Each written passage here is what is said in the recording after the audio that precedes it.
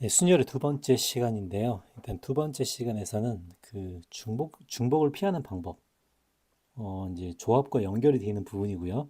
중복을 피하는 방법이고, 이제 확률과 통계 범위와도 연결되는 부분인데, 이 부분이 순열과 조합을 연결하는 부분이라 잘 이해를 하면 여러 가지로 활용도가 되게 높습니다.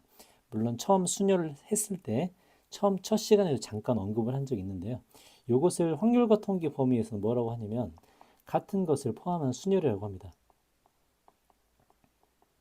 같은 것을 포함한 순열이라고 불러요.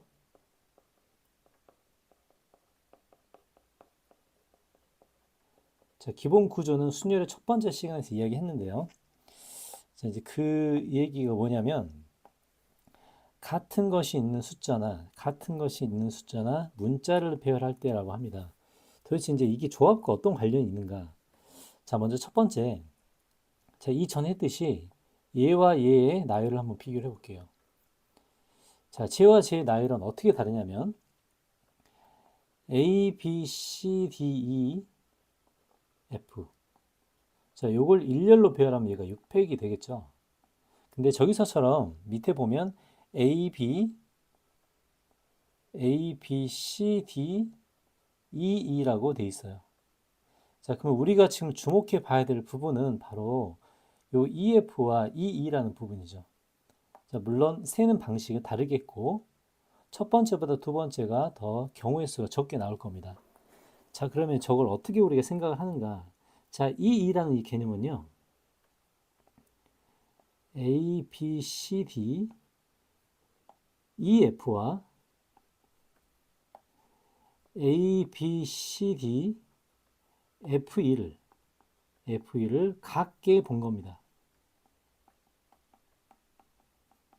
자, 그러면 처음에 있었던 A, B, C, D, E, F의 저 6팩 속에는 E와 F를 다르게 취급을 한 거죠. 다르게 취급을 했는데 두 번째 EE는 두 개를 같다고 취급한 거예요. 그럼 우리가 상식적으로 볼 때 전체의 경우의 수를 2로 나눈 것만큼이 되겠죠. 그래서 이 경우의 수는 정답이 6팩을 2로 나눈다가 됩니다. 자, 정확히 말하면 2팩으로 나눈다가 돼요.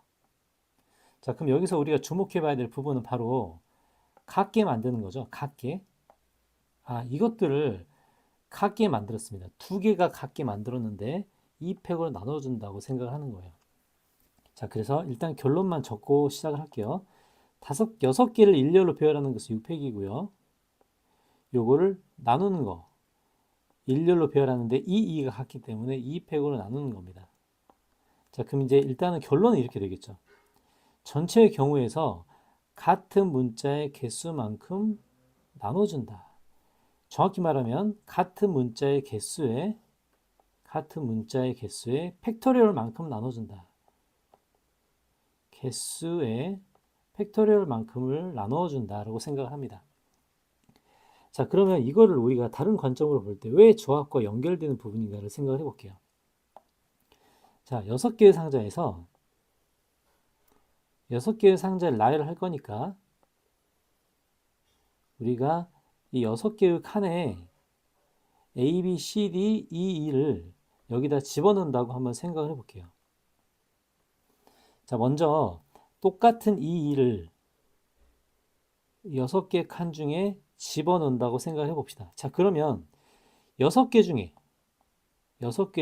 2개를 골라야겠죠. 자, 6개의 2개를 골라서 이 2가 들어갈 자리를 결정을 합니다. 그쵸? 그리고 나머지 네 칸이 남는데 이 네 칸을 남는 것을 4팩토리얼이라고 할게요. 그럼 얘를 계산해 보면 6C2는 6 곱하기 5를 2로 나눈 거죠. 그리고 4팩토리얼은 뒤에 들어있기 때문에 이거를 2로 나누면 이렇게 됩니다. 즉, 이 계산은 6팩토리얼 나누기 2와 같아요. 그래서 요건 조합과 연결되는 부분이 이렇게 생기는구나 라고 할 수 있죠. 그래서 결국은 다 만들어 놓고 났더니 2가 들어갈 자리는 컨비네이션으로 결정되고 나머지는 배열을 한다.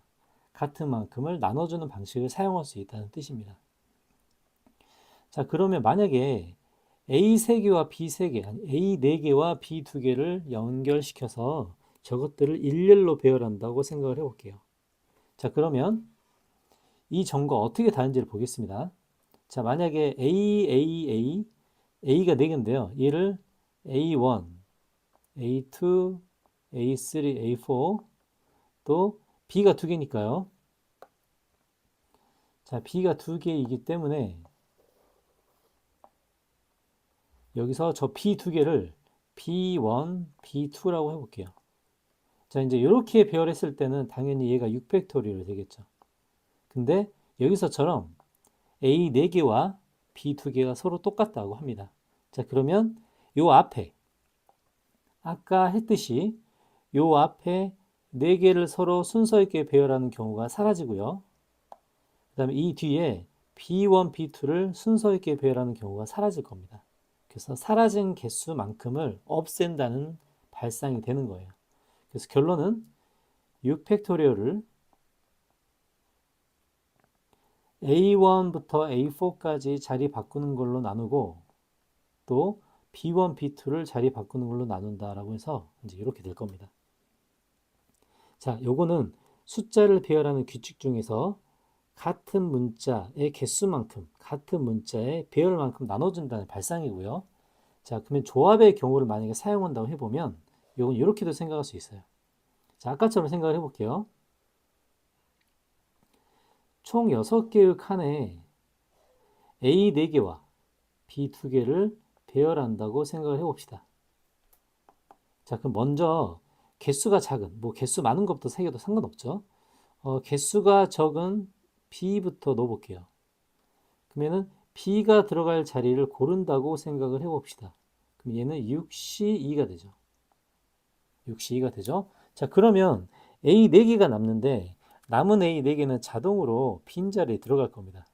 그러니까 남은 4개는 생각해 줄 필요가 없죠. 그래서 6C2가 답이 되는 거예요. 근데 6C는 뭐랑 똑같죠? 6팩토리얼을 팩토리얼로 따진다면 4팩 나누기 2팩으로 나눈 효과와 똑같습니다. 그러니까 결국은 이 두 개가 요 두 개가 서로 같은 이야기를 하고 있다는 거죠. 그래서 같은 것을 포함한 순열은 기본적으로 구조가 조합의 구조와 같은 구조를 갖고 있습니다. 나중에 조합을 공부할 때도 이제 이 부분을 잘 참고를 해야 됩니다. 같은 것이 들어가 있는 개수의 팩토리얼만큼 나눠준다라고 합니다. 같은 것이 들어가는 개수의 팩토리얼만큼 나눠준다. 자, 그래서 얘를 만약에 공식화 시킨다면 이렇게 되겠죠. 서로 다른 n개의 물건에서 같은 것이 PQR개만큼 들어있으면 이라고 되죠.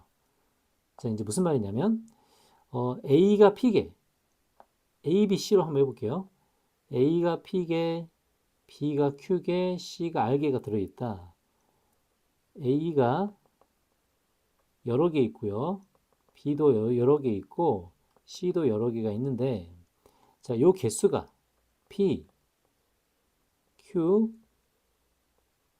R개일 때를 말합니다. 그래서 요거를 일렬로 배열했을 때는 전체는 n팩이고요. 요 n팩을 저것들을 배열하는 P 팩토리얼, Q 팩토리얼, R 팩토리얼로 나눌 수 있다. 그래서 요게 같은 것을 포함한 순열의 구조가 되겠습니다. 왜 조합과 연결되는지, 왜 중복을 피하기 위해서 그 팩토리얼만큼 개수를 나눠진지를 잘 생각해 봐야 조합과 순열의 연결고리를 생각할 수 있고 우리가 확률 통계를 확장할 수 있습니다. 자, 이 이론 잘 기억하고